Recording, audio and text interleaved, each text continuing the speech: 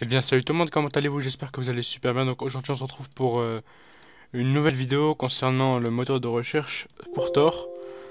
Donc dans la vidéo on avait fait comment faire le cache. Donc qui est juste là, attendez s'il veut bien s'ouvrir. Bon, il a un petit caprice, voilà. Donc comment faire le cache, donc ça on s'en fout de TMP, je vais le supprimer de toute façon. Donc comment faire le cache qui est juste là, donc cache.coffee, donc on va fermer tout ça et ça. Donc dans le cache ici on a simplement fait en sorte de faire un cache par rapport au fichier temp.json. Maintenant, la prochaine étape, c'est tout simplement de s'arranger pour créer une sorte de petite fenêtre. Voilà, parce que les commandes line, c'est bien, mais c'est chiant. On va créer une sorte de petite fenêtre de 100 pixels sur 300, par exemple. On aura toutes les actions dessus. Et donc voilà, donc on va le faire vite fait, assez rapidement et assez simple. Même très très simple. Donc pour faire ça, il nous suffit d'utiliser la librairie Electron, donc qui est juste là. Donc on va dans Electron, donc là il y a tout. En gros, ils nous permettent de créer des applications assez rapidement. Il y a pas mal de trucs qu'ils utilisent. Énormément même, il y en a pas mal qui sont assez connus de toute façon, donc il y en a pas mal quoi. Voilà, voilà. Donc nous maintenant on va simplement, on s'en fout de ça, nous on va aller simplement dans Doc. On va aller dans Quick Start. Pardon, où es-tu? Quick Start, voilà. Donc une fois qu'on est là, il nous montre à peu près comment faire. Juste qu'il faut acquérir Electron. Donc Electron je l'ai déjà installé, voilà, il est juste là, je l'ai installé. Donc voilà, donc on va faire deux commandes dans package.json. On va faire une qui est euh, debug, là, debug. On va même l'appeler par exemple. On va pas l'appeler debug parce que debug ça va bugger, on va l'appeler simplement, euh, je sais pas moi, test D. Non, on va l'appeler test CLI pour command line. Et la prochaine, on va l'appeler test GUI. Voilà, donc en gros, en fonction de la commande qu'on va taper, ça va lancer une chose différente. Donc si on part ici, ils nous disent pour l'exécuter, c'est très simple, on fait un point, slash, et on lui donne Electron, on fait un point aussi par-dessus. Donc on va faire ça, donc pour la exécuter niveau commande, donc on va le faire avec plaisir, voilà. Et pour exécuter ça niveau debug, on va faire simplement un node de test.js. Tout simplement, maintenant ici on n'aura plus qu'à faire un npm test Guy, normalement il va nous retourner une erreur, il va dire ouais tout, mais je comprends pas. Euh, voilà, start. Et mettre la commande juste après. Il me dit ouais mais tout, mais je te comprends pas trop. Mais si on lui fait npm test CLI. Non. Ok, pourquoi tu marches pas? npm test CLI. Alors là, franchement, je suis perdu. npm-l. On va voir comment on run un script particulier. C'est la première fois que je sors de bug. Ça marche très bien dans l'autre coup et là ça marche pas du tout. On va voir ça sur internet. Hein. Run script npm.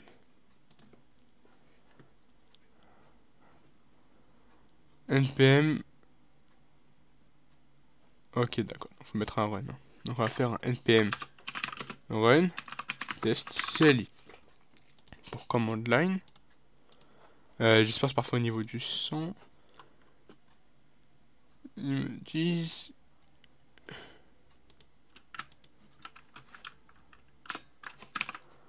Ils me disent je trouve pas. Donc si on peut revenir là, on va faire encore une fois ça. Parce que ça va commencer à bugger un peu partout. Ça va me faire chier vraiment assez vite. Voilà. Donc maintenant c'est bon, ça fonctionne. Maintenant si on fait test Guy pour je sais plus, c'est un truc par électron. Donc voilà, ça me lance bien électron. Électron qui est disponible juste là donc dans notre module. Et on va chercher électron. Dans .bin de notre module, etc. Donc voilà, donc ça on va te réduire. Maintenant on va faire en sorte de créer une sorte de petite fenêtre qui va très bien résumer la chose. Donc pour ça on va dans lib, on va créer un nouveau fichier. On va l'appeler par exemple window, pardon, point coffee. tout simplement. Donc dessus on va commencer notre code. Donc pour électron c'est très simple, on va faire un électron. Électron est égal à required de électron tout simplement. Électron. Ensuite on va lui dire que browser window c'est égal à électron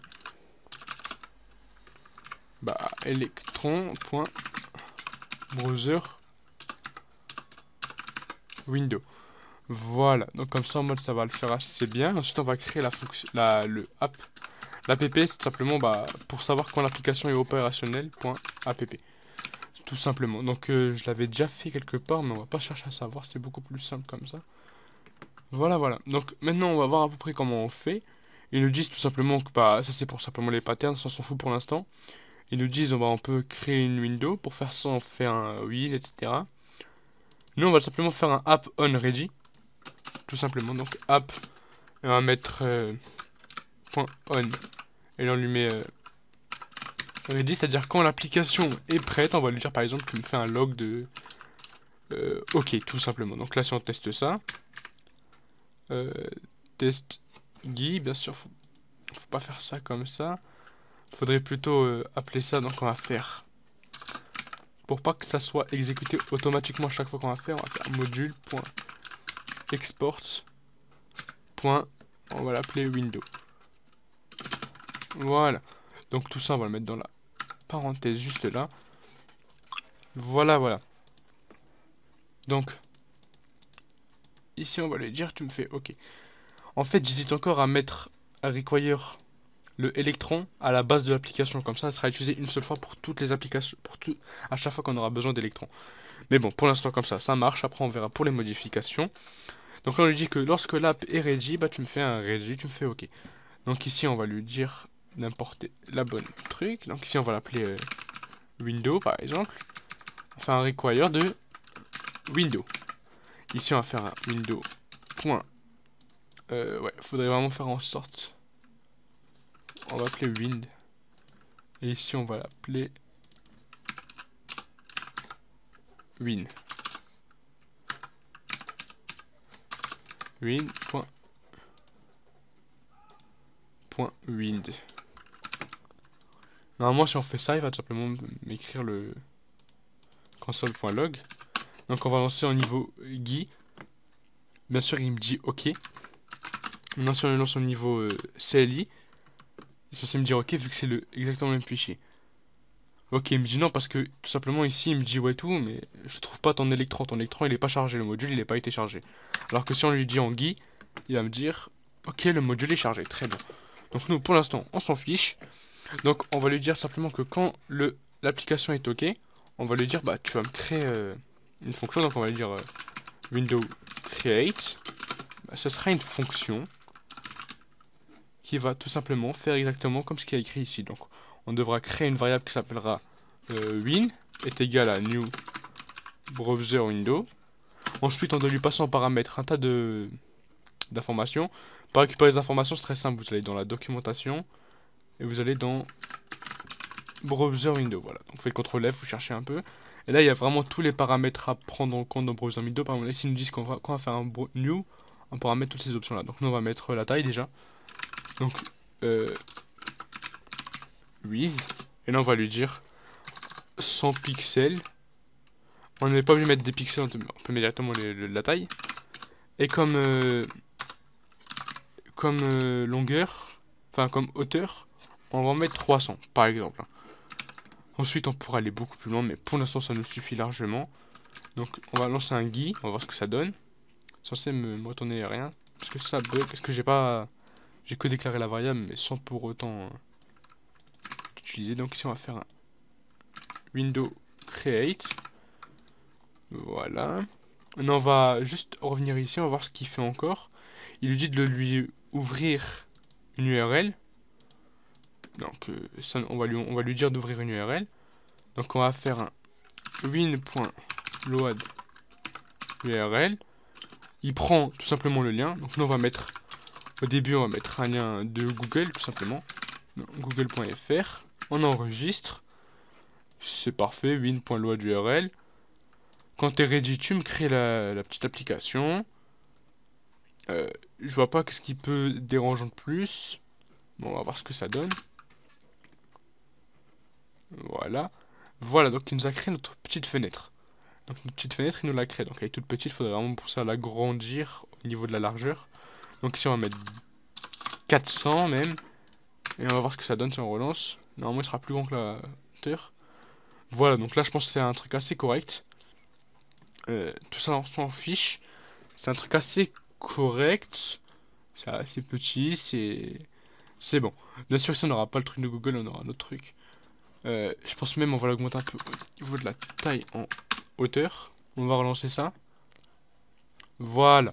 Là, je pense qu'on a la taille parfaite. On n'est pas obligé de mettre celui de Google, comme je vous ai dit, on peut mettre n'importe quelle URL, n'importe quel lien. Pour l'instant, on va se limiter à celui de Google, mais plus tard, on pourra aller plus loin. Aussi, on peut lui demander d'ouvrir directement le, le, la console développeur. Donc, si on va lancer, on va voir ce que ça donne. Il va nous ouvrir automatiquement la console développeur sur le côté. Voilà. Donc, nous, pour l'instant, on la désactive, on s'en fiche complètement. Ici, on va mettre create, non, on va mettre load URL. Ici, on pourra très bien mettre, c'est sans problème, des fichiers HTML en local. Ici, on va mettre load options, donc les premières options, tout simplement. Ici, on va arrêter ça, voilà. Ensuite, on peut aussi dicter des choses avec le win. Donc, on va mettre un win.on, et là, on va lui dire closed. Donc, une fois que c'est fermé, moi, je te demande tout simplement de me faire un app.kit. Tout simplement. Dans tous les cas, tu me fais un app.kit. Comme ça, il n'y aura pas de problème, il n'y aura aucun problème. Donc si on lance ça, on guide. Si je ferme ça, ça me fait automatiquement un app.kit. Je peux pas. Je suis en vidéo, voilà. Je crois qu'il m'a répondu. Bon, c'est pas grave. Attendez, je reviens. Donc voilà, donc maintenant, j'ai un petit problème avec quelqu'un. Donc voilà, donc là on va lui dire tout simplement tu me fais un app.kit, donc tu me le quittes automatiquement. Si par exemple on fait un app.kit, par exemple juste ici là, une fois qu'on aura créé la fenêtre, il va se créer, il va se refermer directement. Voilà, donc ça, on n'a aucun intérêt à faire ça. Nous, notre intérêt principal, c'est simplement de créer la fenêtre et la laisser. Et ça, c'est uniquement si on demande le test GUI, d'accord. Donc pour ça, on verra ça après, juste après comment faire pour différencier les deux applications. Donc voilà. Ensuite, on a des paramètres à prendre en compte, surtout en fonction de la plateforme. Donc voilà, donc on a une fonction par rapport à Mac. Donc non, on s'en fout pour l'instant, on va juste faire pour nous, parce qu'on s'en bat les couilles des autres. Est-ce qu'il nous capte? Bah non, donc on s'en fout. Pour récupérer les events de browser window, bah on descend ici, il y a tout ça. Donc on move par exemple, on va prendre l'event move. Move, ouais. Voilà, donc on va lui faire un win.on move. On va lui dire, par exemple, tu me fais un log de bouger. Voilà. Donc on va voir ça, ce que ça donne si on lance ça. Ok. Donc il me dit ça fonctionne pas. Pourquoi donc? Ah, ça c'est marché. Non, pas celle. Bien sûr c'est test GUI, bien sûr c'est parce que nous on essaye de la command line. Si on bouge, il me dit à chaque fois bouger, hein. Maintenant, si on bouge encore, il me dit bouger. Pour que ce soit plus flagrant, on va faire un mat.random de 0 à 1000. Donc on va voir ça. Normalement à chaque fois ça va me retourner des valeurs différentes. Voilà. Donc à chaque fois qu'on bouge, ça va me retourner ça. pense même il y a moyen de récupérer l'event. On va lui dire tu écris E si tu me le trouves. Voilà. Donc ouais, il me le trouve vraiment la nouvelle position, etc. Donc il y a moyen de faire quelque chose d'assez bien. On va le fermer, voilà, c'est parfait. On va faire un petit clear, on va le relancer et on va le refermer, tout simplement pour que ça soit assez propre. Donc on peut même récupérer pas mal d'events. Pour l'instant, on se limite à ça. On va voir je suis à combien de temps. Je suis à 15 minutes déjà. Donc voilà. Ensuite, on va faire une deuxième chose. Tout simplement, on va vérifier. On va enlever la barre de menu. Donc pour ça, on tape menu juste ici. WinZ menu, on le met none. Donc on va voir comment on fait. The chig est tout nul.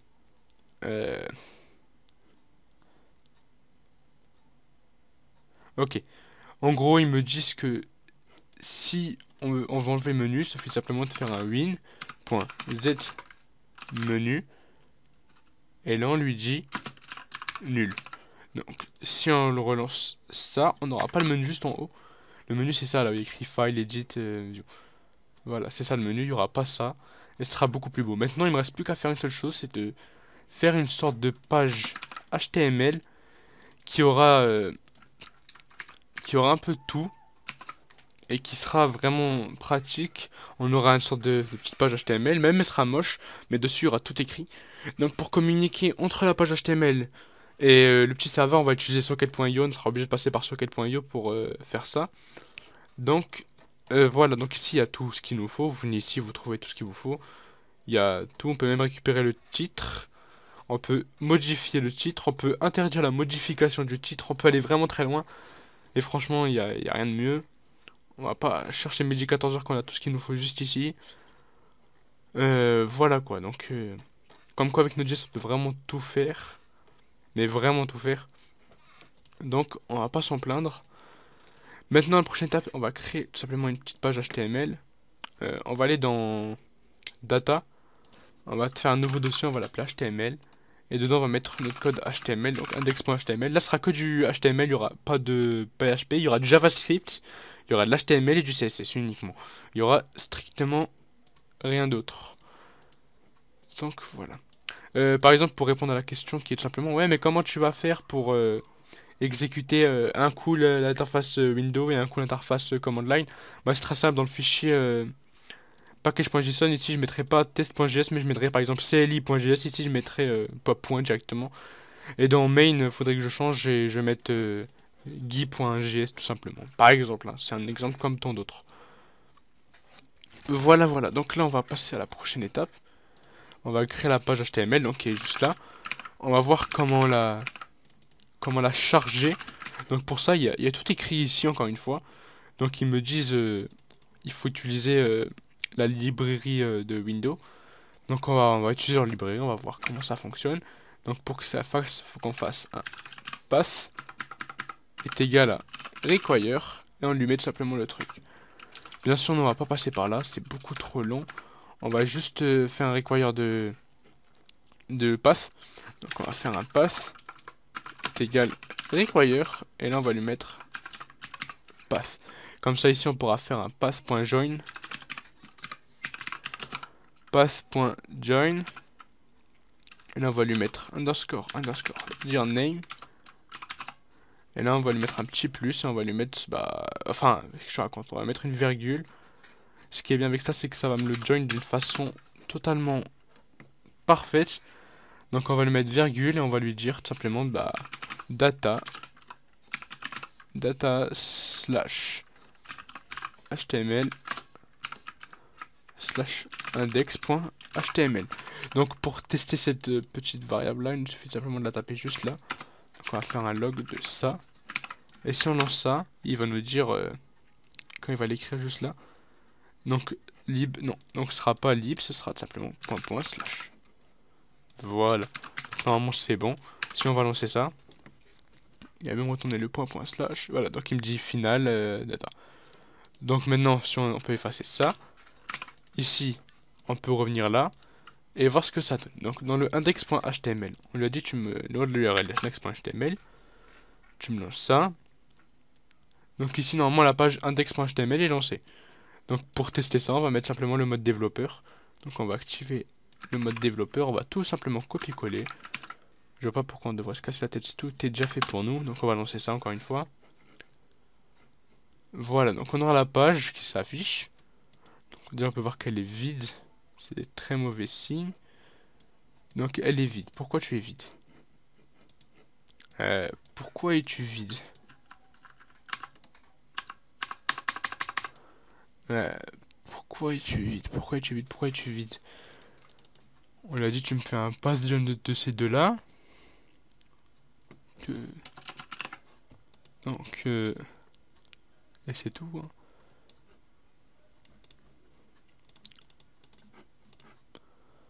Euh, Pourquoi c'est vide?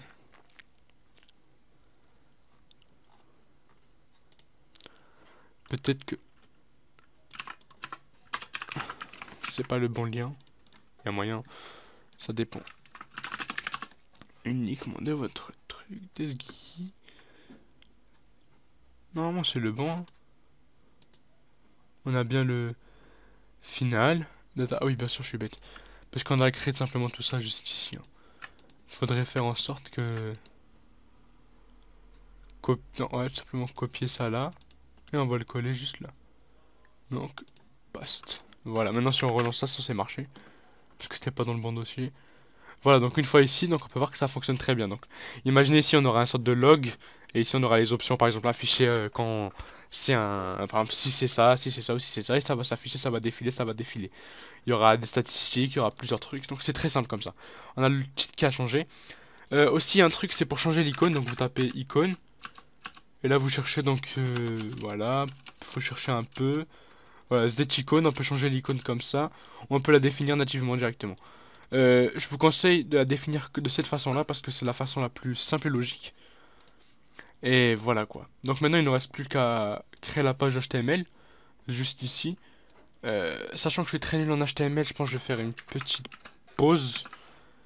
Et je vais le faire tout ça en solo, tout seul de mon côté. Et quand j'aurai fini, je vous retrouverai juste après. A tout de suite. Donc voilà, donc là c'est bon, j'ai fait la partie HTML. Donc bof, c'est pas trop ça, mais vous inquiétez pas. J'ai ajouté une nouvelle fonction aussi dans le window. J'ai ajouté les web préférences. En fait, simplement, c'est qu'il y avait un petit problème avec le framework que j'utilise CSS. C'est qu'en fait, il était beaucoup trop, la page était trop petite. Du coup, il n'arrivait pas trop à tout mettre les grids, etc. Du coup, j'ai mis simplement un web préférence ici, histoire de reculer. Le web préférence, en fait, c'est comme si on faisait ça en fait. J'appuie sur CTRL et je reculais. Voilà, c'est tout. Sauf que là, on l'a fait en on lui a dit simplement c'est une préférence si tu me le fais. Donc là si on revient là on lance. On a bien le truc qui s'affiche comme ça. On a j'ai fait en sorte que ça se décolle ça.